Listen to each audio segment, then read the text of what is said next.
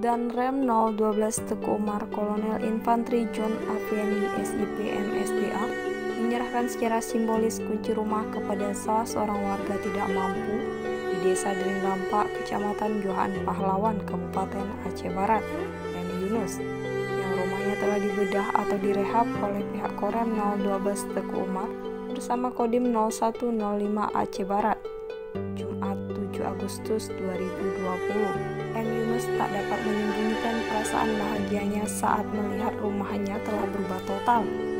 Yunus bersama istri dan 2 orang anaknya yang salah satunya menderita lumpuh sehingga harus duduk di kursi roda langsung bersujud syukur dan menangis haru, serta langsung memeluk Danrem 012 Teguh Umar Kolonel John Afriani.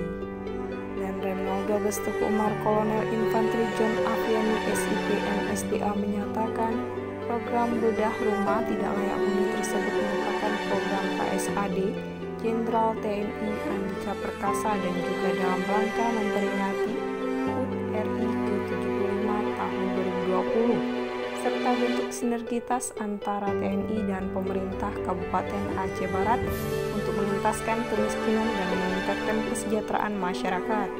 Turut hadir dalam kesempatan tersebut Asisten 3 Setdakap Aceh Barat dan Dim 0105 Aceh Barat, Camat Johan Pahlawan, pejabat terkait dan masyarakat sekitar.